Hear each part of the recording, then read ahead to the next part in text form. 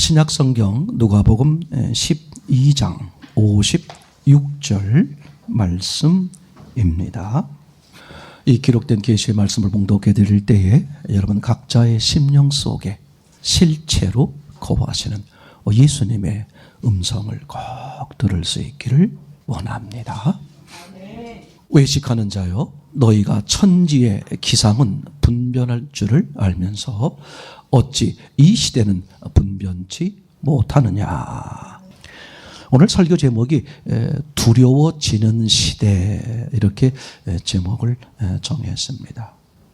제가 저의 생각이니까 틀릴 수 있겠습니다만, 제가 살아오면서 저는 6.25를 거치지 않은 그 6.25 후 세대이기 때문에 여러 가지 많은 일들을 겪곤 했습니다만, 제가 신앙을 접하고 예수님을 만나고 나서 신앙생활 하면서 느껴지는 것 가운데 보면 이번 경우가 가장 어려운, 가장 힘든, 가장 아주 곤란한 그런 시기가 아닐까 하는 생각이 듭니다. 물론 여러 가지 우리나라에 그동안 쭉 지내오면서 여러 가지 많은 일들이 있었고 보다 더 힘들고 어려워 보이는 일들이 많이 있었어요. 저는 이제 경제적으로나 정치적으로나 이제 그런 쪽으로 얘기하자면 그런 쪽이 그때가 훨씬 더 힘들고 어려워질 수 있었다 하는 생각이 듭니다만, 저는 신앙적, 교회적 입장에서 보면 이번 이 사태가 가장 교회가 어려워질 수 있는, 정말 힘들어질 수 있는, 그리고 각자의 신앙이 정직하게 드러날 수 있는, 그래서 좀 심하게 표현하면 무서운 시기가 아닐까 하는 생각이 들어서 오늘 제가 22년 목회하면서 오늘 처음으로 이런 이제 직접적으로 관계에 있는 이야기들을 잠깐 이렇게 나누었으면 좋겠다 하는 생각이 듭니다. 첫 번째 생각해 보려고 그러는 것은 시대를 읽어라. 지금 시대가 어땠는지 그 시대를 읽어라. 그죠? 제가 여러분들에게 누누이 말씀드렸습니다. 저는 아시는 것처럼 청년 때 교회를 처음 나왔어요. 그죠? 75년도, 4년도 구원받은 게 중요하지 제가 교회에 언제 출석했나는 저 때는 중요하지 않아서 그런지 잊어버린 것 같아요. 분명한 사실은 74년도인가 75년도인가 제가 이렇게 집에 그 당시 일요일날 문 앞에 서 있는데 저희 집에 이렇게 자취를 하고 있었던 형벌되는 형이 하나 있었어요. 이렇게 문을 나오더니 나한테 그러는 거예요. 운서봐, 야 오늘 교회 갈래? 뜬금없이 술 고래거든요. 담배 그냥 줄담배고요. 근데 갑자기 교회를 간대. 아니 형, 베란간에 교회는 왜? 그랬더니 야 너 알다시피 내가 장사하는데 그 옆에 장사하시는 형님이 계신데 수년 동안 나보고 교회 한 번만 와달라고 그렇게 부탁을 한단다. 맨날 알았어요 하다가 밀려 왔는데 이제 한 5년쯤 지났대. 이제 한 번은 가봐야 될 것 같대. 그게 오늘이래. 그래서 옷차려 입고 나왔는데 너무 쑥스럽대. 그러니 야 너 나랑 같이 가자. 전 아무 생각 없이 그래 형 갑시다. 이제 그렇게 해서 그분 따라서 교회를 나가게 됐어요. 그날 목사님이 또 찬양대가 무슨 설교했는지 무슨 찬양을 했는지 아무것도 기억나지 않아.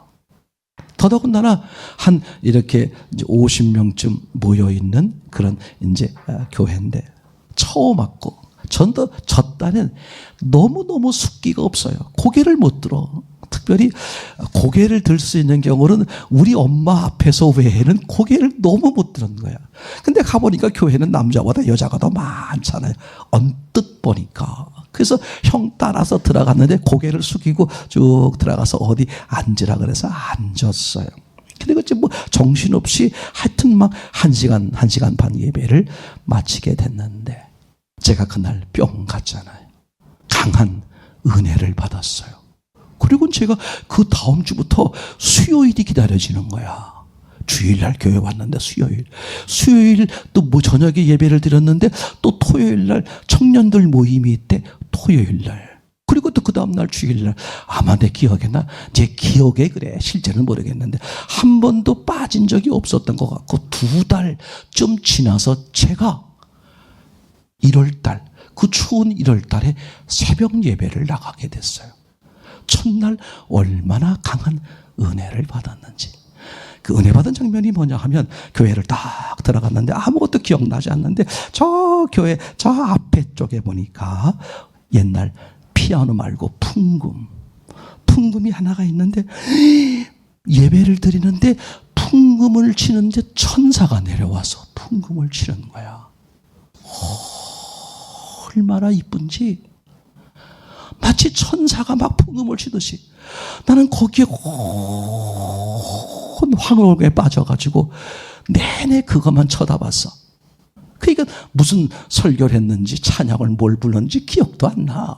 그리고 이제 예배가 마쳐지고 이제 나오는데 쑥스럽잖아, 여자래. 그래서 고개를 숙이고 나오는데 문 앞에서 어떤 여자가 나를 꽉 껴안는 거야. 그 천사였지. 잘 오셨습니다. 정말 잘 왔어요. 나중에 알고 보니까 목사님 동생이래요. 내가 그날 강한 은혜를 받아서 그때부터 교회를 쭉 다니게 됐는데 제가 그래서 그 교회를 쭉 있다가 오랫동안 있다가 청년 시절, 집사 시절 쭉 두루두루 있으면서 저는 그 교회에서 신학을 했고 그리고 교회에서 나와서 개척을 했어요. 그러니까 저는 다른 교회를 한 번도 가보지를 않았어. 지금도 여러 목사님 성함을 잘 모르고 교단도 여러 교단 잘 알지를 못해. 제가 처음 나간 교회가 침례교회였고 거기에 있다가 거기서 집사 생활하다가 신학을 하고 개척을 했으니 뭘 알겠어요. 근데 제가 지금 생각해 보면 왜 그랬을까 하는 생각이 들 거 아니에요. 다른 사람들은 이 교회 저 교회 가보기도 하고 또 여러 가지 이렇게 이 교회 다니면서도 저 교회도 가서 또 얘기도 듣고 뭐 친구분들한테도 야 우리 교회는 어떻더라 너희 교회는 어떻더라. 저는 너무 순진한 건지 멍청한 건지 그래가지고 우리 목사님 외에는 우리 교회 외에 다른 데 이렇게 혹시라도 잠깐 오줌 매려워서 다른 교회 들어가도 막 하늘에서 막 천둥이 칠 것 같고 그럴 정도로 잘 이렇게 못했어요. 그런데 제가 그렇게 하면서 한 교회만 다니다 보니까 다른 너무 모르는 게 많은데 한 가지 확실하게 알 수 있는 게 있었어요. 한 교회 제가 아주 오래 있었거든요. 제가 얼마나 교회를 열심히 했는지 물론 저는 처음에 천사의 은혜를 받아서 교회를 다녔지만 목사님은 그걸 모르잖아. 제가 총각인데 저를 집사로 세웠어요. 얼마나 열심히 하는지. 총각 집사를 시켜가지고 제가 아이고 오래 있다 보니까 뭐가 보이냐면 누가 교회를 나오셨네? 이렇게 하시나 저렇게 하시네? 한 사람이 교회 나와가지고 신앙이 어떻게 자라는지 또는 중간에 왜 탈락하는지 여전히 교회는 다니는데 왜 자꾸 뒤로 빠지면서 교회 흠담을 하는지 그걸 저는 볼 수 있었어요. 교회에 오래 있다 보니까. 제가 교회에 가만히만 오래 있는 게 아니라 천사의 은혜를 받아서 열심히 하다 보니까 저 청년이 믿음이 좋구나. 총각 집사를 세워놓고 그때 이렇게 유치부 아니 저보고 유치부 부장도 하고 유초동부 부장, 중고등부 부장, 청년부 부장 또 재정집사 뭐 별걸 다 시킬 때 그럴 정도로 한 교회만 있다 보니까 신앙이 잘하다가 왜 중간에 탈락할까? 왜 삐뚤어질까? 저는 그걸 보게 됐어요. 하나님이 저에겐 특별히 그걸 볼 수 있도록 한 교회만 있게 한 것 같아. 그러면서 하나님이 저에게 개척하게 하시면서 중심교회, 신앙은 중심이 문제다. 다른 게 문제가 아니야. 지식이 많고 좋고 그 사람이 무슨 뭐가 뛰어나고 엘리트고 뭐 강남에 살고 뭐 어떻게 해서 그게 중요한 게 아니다. 중심. 너 정말 마음 중심에 예수 그리스도가 계시고 그분이 주도하는 삶을 사느냐. 초점은 그거더라고. 그냥 그분이 그 당시에 서울대학교를 졸업하신 분이 처음 나오셨어. 한양대 졸업하시고 경희대 졸업하신 분이 계셨는데 서울대 졸업하신 분이 처음 나오셨어. 근데 목사님이 당신도 모르게 이제 이분을 소개하는데 이분이 서울대학교 나오신 분입니다. 그때 제가 마음에 중심에 예수 그리스도가 중심에 바른 신앙이 있느냐, 주님은 그걸 보신다는 걸 알게 됐어요. 그래서 제가 이번에 이 사태가 신앙의, 교회의, 기독교의 아주 중대한 문제가 될 것이다, 그런 생각이 강하게 드는 거예요. 우리 그동안에 앞으로 이렇게 될 것이다 하는 이야기를 제가 아주 여러분 처음 만났을 때부터 말씀을 드렸죠. 그 중에 하나가 뭐였습니까? 물을 사먹는 시대가 된다. 제가 교회 개척하면서, 그죠? 그러니까 시대를 읽을지 않은 게 얼마나 중요한지 모릅니다. 성경은 시대를 읽을 수 있는 눈을 주는 거죠. 여러분 생각해 보세요. 성경책, 하나님이 주신 성경책이 뭘까? 병을 들어서 병든 사람을 치유하는 그런 치유책이 될 수도 있지만, 성경은 정확히 말하면 치유책 이전의 예방책입니다. 성경의 인물들을 통해서 봐라, 이 사람이 어떻게 됐는지 봤지? 예방. 그러니 너는 어떻게 살아야 되겠니? 베드로가 실수하고 바울이 뭐하고 또는 어떤 사람이 막 하나님을 대적해서 죽게 되고 이런 그 선인, 그런 선배들의 이름을 다 적어놓은 거야. 그분들 입장에서 얼마나 창피하겠어. 근데 우리로 하여금 그걸 통해서 이렇게 살면 안 되겠구나, 이분이 왜 이런 버림받았을까, 이것 때문이었구나. 제가 그래서 상처에 대한 이야기를 지난 몇 주 동안 말씀을 드렸어요. 여러분, 상처가 많은 사람하고 함께 사는 것은 정말 힘듭니다. 이거 아셔야 돼요. 상대가 상처가 많으면 이런 마음이 생겨. 오빠 같은 마음, 누나 같은 마음, 엄마 같은 이 마음이 많아서 어떻게 돼? 아이고, 내가 보듬지 않으면 이 아가씨가 또는 이놈이 어디 가서 밥술이나 먹을까. 마음은 좋은데 평생 개고생해요. 그죠? 상처가 많으면 화합하기가 너무 어렵고 힘들어요. 그래서 상처를 가장 싫어하는 분이 누굴까? 하나님이야. 왜냐?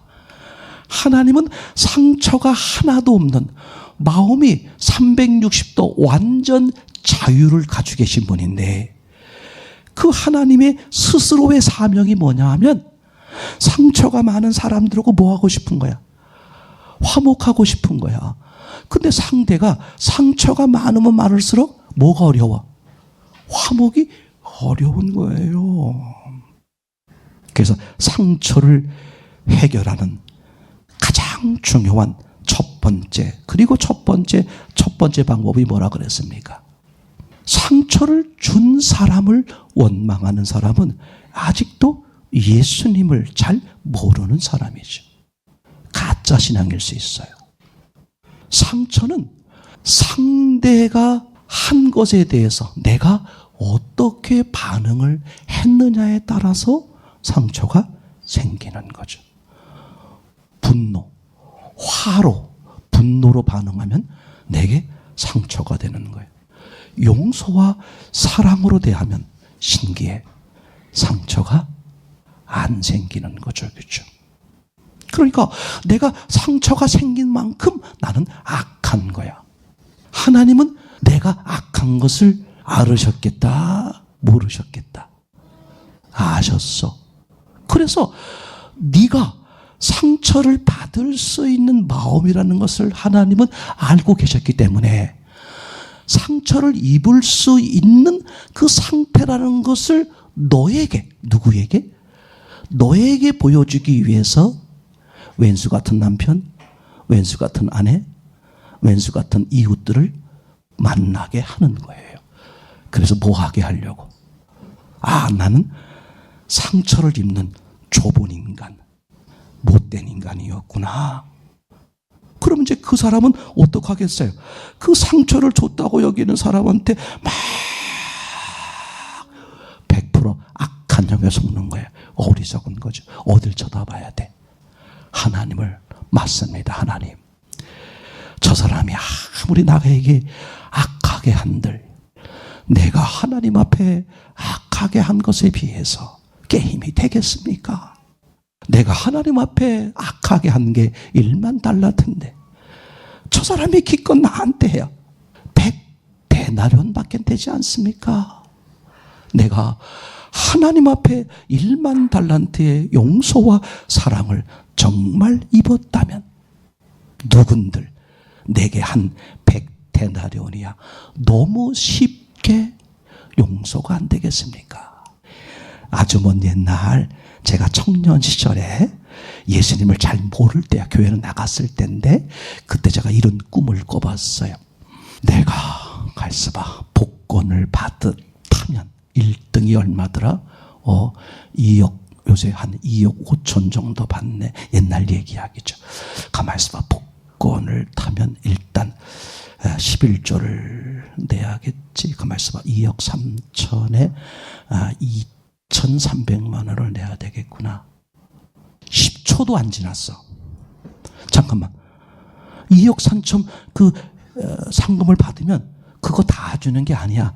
30%인가 세금을 떼잖아. 그럼 세금 전으로 계산해야 돼? 세금 후로 계산해야 돼? 아니 세금은 나라에 바친 거니까 내 게 아닌데 2억 3천에서 30% 세금 제하고 1억 7천 중에서 11조 1,700만 원 내야지. 이게 나예요. 얼마나 악한지 몰라. 그거 가상을 가지고 그걸 실제처럼 그걸 고민하고 있어. 가만히 있어봐. 누구를 좀 도와줄까? 1억 7천에 11조 내고 1억 5천이야. 감사헌금은 좀 해야 되겠지? 가만히 있어봐. 누굴 좀 도와줄까? 만약에 제가 1억 5천이 생겼다고 치면 이럴 것 같아. 누가 나한테 100만 원 빌려가는 너무 어려운 거야. 100만 원쯤은 어떨 것 같아? 됐어. 그럴 것 같아. 하나님 앞에 1만 달란트의 은혜와 사랑을 입으면 사람들이 나한테 하는 해코지 너무 신기해. 내가 용서해야지, 사랑해야지. 100% 거짓말이에요. 1만 달란트의 사랑을 받으면 100데나리온의 그 상처가 아무렇지도 않아. 여기엔 충격을 쾅 받았는데 내가 하지. 겉은 예수님, 속은 악한 영. 그게 아니고 저절로 어떻게 돼? 에이 안 가봐도 돼요. 우리가 단기 선교 여행을 10수년을 다녔어야겠죠. 많이 갈 때는 1년에 2번씩, 그리고 적게 갈 때는 1년에 1번씩. 그러면서 우리가 본 게 있다고 말씀을 드렸죠. 신기하게도 한국이 최인류의 국가가 아닌데 글쎄 가는 곳곳마다, 그것도 우리는 주로 이제 도시 지역을 가는 게 아니라 저 시골 오지로 가잖아요. 가보면 아무것도 없어. 그냥 그죠? 바나나 잎으로 지은 그 집에 바나나 잎으로 집을 지었으니 그리고 이렇게 문이라는 것도 그냥 그게 문이라고 말할 수도 없는 걸 이렇게 들어가 보면 세간 살림이 아무것도 없고 어느 집마다 가보면 공통적으로 있는 게 하나씩 있어. 뭐가 있어요? 시커먼 냄비. 아무것도 없어. 그런 오지에 사는 사람들도 뭘 알더라?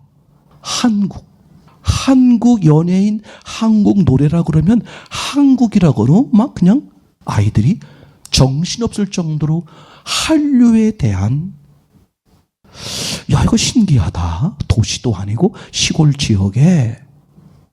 근데 그 나라만 그런 줄 알았더니 가는 곳곳마다 다 그런 거예요. 이 가난한 나라라 그렇겠구나 했더니 웬걸 중진국, 선진국, 하다못해 어디 저 중동 지역에 이슬람을 믿는 사람들조차도 한국이라 그러면 그냥 맥을 못 치고 한국에 대한 사랑이 얼마나 큰지 몰라. 우리가 같이 고민했잖아요. 이상하다. 왜 한국이 이렇게 전 세계 최고의 나라도 아닌데 왜 이렇게 한류가 펼쳤을까? 그랬을 때 얻었던 결론이 뭐였습니까?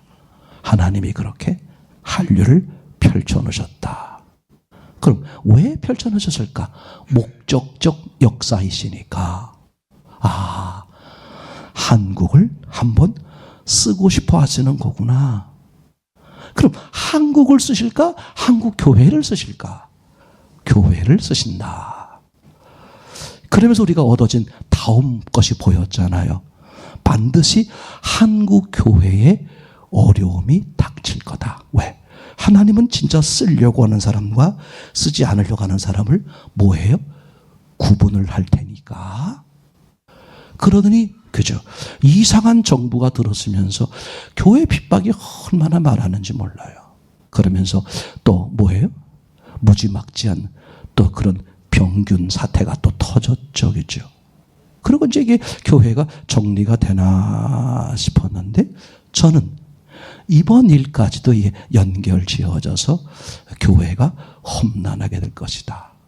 마태복음 13장에 천국에 대한 이야기가 나오는 것처럼 이젠 진짜 신앙과 가짜 신앙을 고를 것이다. 제가 그래서 지난 수주 동안 상처에 대한 이야기를 말씀을 드리는 거예요. 얼마나 이게 중요한지 몰라요. 여러분들이 정말 천국을 믿고 천국 가고 싶고 예수님의 은혜를 누리고 싶다면 이거 간과하면 안 돼요. 나는 1년 내내 성경을 한 번도 보지 않았는데 한 달 내내 성경 보지 않아도 잠이 잘 오는데 식사할 때 기도 같은 거 안 해도 뭐 소화만 잘 되고 살만 잘 찌던데 이 사람은 거의 예수님과 상관이 없는 사람일 수 있어요. 제 생각이 틀리기를 바랍니다. 너무 심각한 거예요. 이 광야 생활, 인생 동안에 하나님이 작업하시는 유일한 하나는 뭐냐? 광야 생활이야. 그걸 이스라엘 백성들을 통해서 먼저 보여준 거야. 광야에서 하나님이 어떻게 하셨다는 거야? 너에게 고난이 있게 하기도 하고 굶주리게도 하고 또 먹을 걸 주기도 하고 왜 그렇게 하겠느냐? 너희가 하나님의 말씀으로 살아야 되는 거구나 라는 것을 알게 하기 위해 단 하나의 목적이란 말이야. 근데 이 땅에서 잘 먹고 잘 지내고 좀 되지. 출세하면 되지. 집 있으면 되지. 교회 그냥 나가면 되는 거지. 누가 하든 무슨 상관 있어? 맞아요. 그 사람에겐 상관이 없을 수 있어. 근데 저는 너무 안타까운 거야. 지금 이런 상황, 그죠? 하나님이 한국교회를 쓰시고 싶기 때문에 반드시 한국교회를 흔드실 것이다. 여기서 여러분 떨어져 나가지 않기를 바랍니다. 정말 주님께 꼭 붙어 있기를 바랍니다. 두 번째 단락의 요지는 이런 거예요. 우리 아시는 것처럼 이번에 그 계엄 선포가 있었죠. 그죠? 계엄 선포와 해제. 그죠? 한밤중에 벌어진 일이고 잠깐 몇 시간 후에 이렇게 다시 해제가 됐습니다만 이게 상상 못할 정도로 힘들고 무서운 어려운 얘기예요. 그동안에 우리나라 역사에 이런 계엄 선포되는 게 여러 번 있었습니다. 자그마치 10번 그렇게 이상 이렇게 있었어요. 그리고 여러 가지 이유, 이제 광주 사태 문제라든지 또는 뭐 부산 문제라든지 이런 여러 가지 이유로 인해서 이렇게 계엄이 선포된 적이 있습니다. 근데 이번 경우는 그런 쪽과는 계엄의 성격이 조금 다른데 제가 이 다르다고 말하는 것은 뭘 얘기하려고 그러냐면 교회적으로 볼 때 아주 치명적이다. 이제 교회가 어려워질 수 있는 상당히 힘들어질 수 있는 그러나 깨어있는 사람이라면 바른 신앙이 될 수 있는 예수님 앞에 진짜 고꾸라져 진짜 굴복해서 바른 신앙이 될 수 있는 그런 기회가 될 수 있고 어설프게 있던 사람들은 점점 신앙이 주님과 멀어지는 쪽으로 갈 수 있는 그런 위기 상황에 있다. 1446.5 1446.5 계엄이 선포됐을 때 달러 최고가가 그랬어요.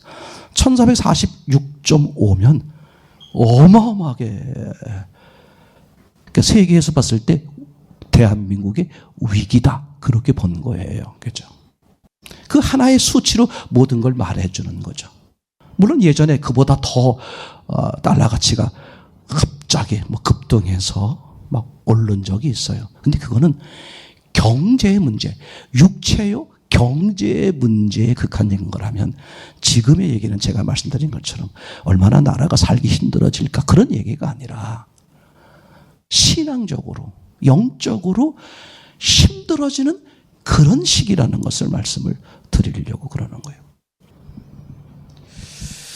마태복음 11장 17절 말씀을 한번 같이 보겠습니다. 시작. 가로되 우리가 너희를 향하여 피리를 불어도 너희가 춤추지 않고 우리가 애곡하여도 너희가 가슴을 치지 아니하였다 함과 같도다. 하나님의 관점에서 보면 이게 다 뭐예요? 우리에게 징조를 보여주는 거야. 저 사람들이 어떻게 할까? 탄핵이 될까 안 될까? 그 다음에 누가 또 집어먹을까? 그리고 또 이제 뭐 그런 거로 해서 뭐 어떻게 할까? 그런 게 문제가 아니라 하나님이 어떻게 하려고 하시는 걸까? 이걸 생각하는 게 중요하다 이거죠.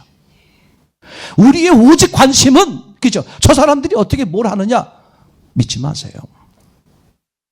아니, 혼돈, 공허, 흑암에, 혼돈, 공허, 흑암의 흙덩어리가 뭐 우리를 책임지고 행복한 나라 만들어지고 새빨간 거짓말입니다.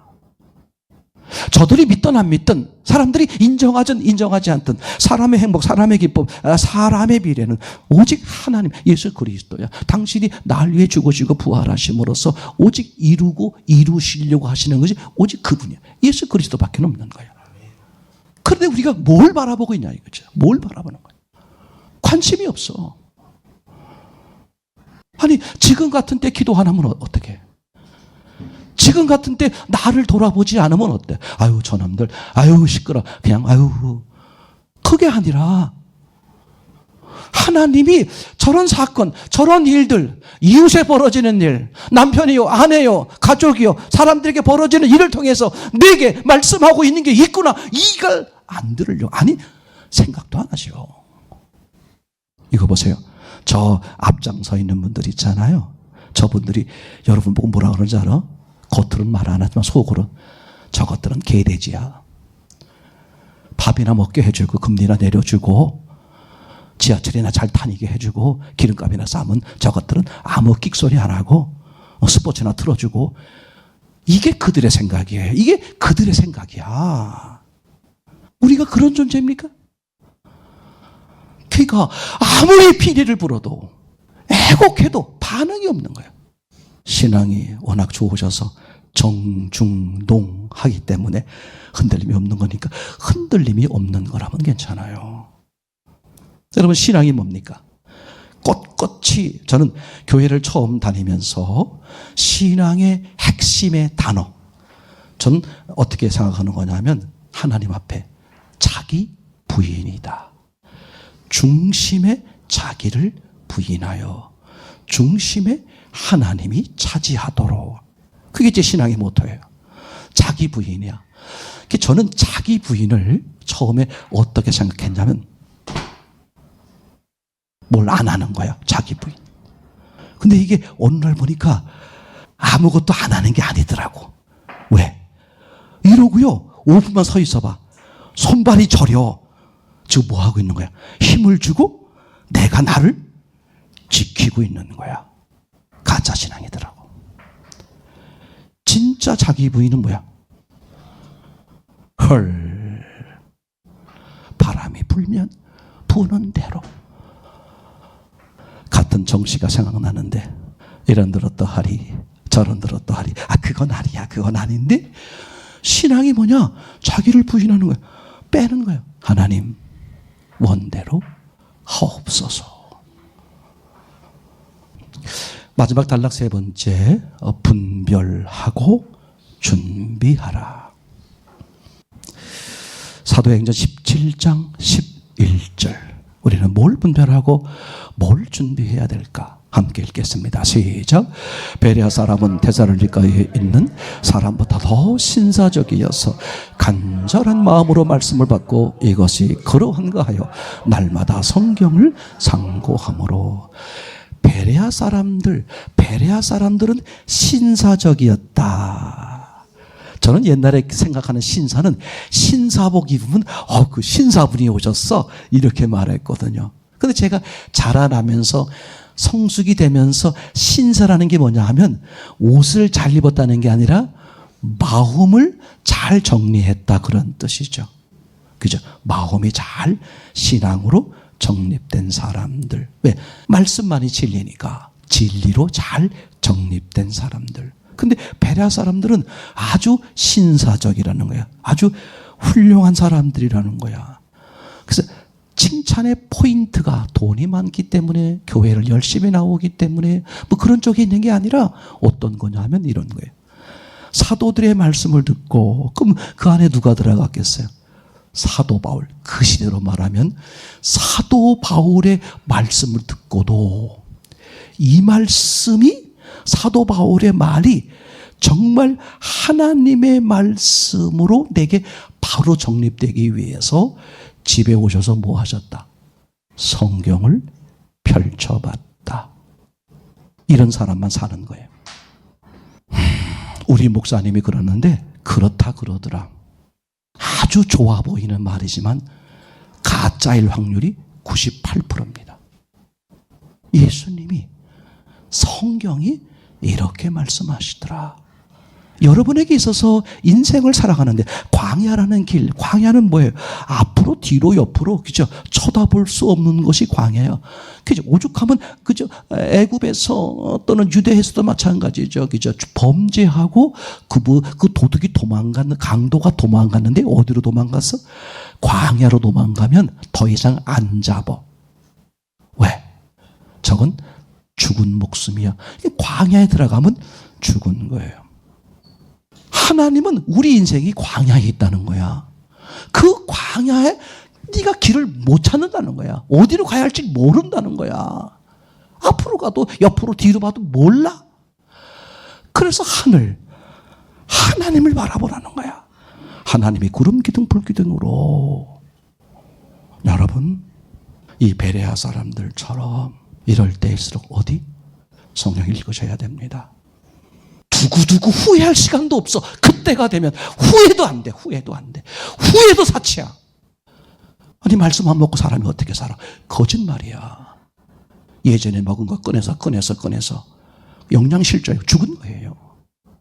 아니, 내가 말씀을 보지 않는데도 주님이 어떻게 인도하는지, 내가 늘 주님을 대하고 있어요. 주님이 코치하고 인도하는 걸 빨리빨리 알아듣고 분별하고 여기죠. 마냥 돼지 모양, 마냥 개 모양, 있던 자리 또 하고 있던 자리 또 하고. 얼마나 무서운지 몰라. 저도 이게 불교나 뭐 다른 종교처럼 가짜야. 그냥 살짝 뭐 말 잘해가지고 뭐 이렇게 그런 거면 좋겠어. 이게 실제요, 진짜란 거죠. 뭐에 목숨을 걸어? 말씀이 아니라면 아닌 거야. 손해봐도 아니라고 말하세요. 아닌 쪽으로 가세요. 말씀이 그렇다면 손해가 보고 사람들이 흉보고 뭐 어떻다고 할지라도 상관하지 마세요. 말씀을 따르세요.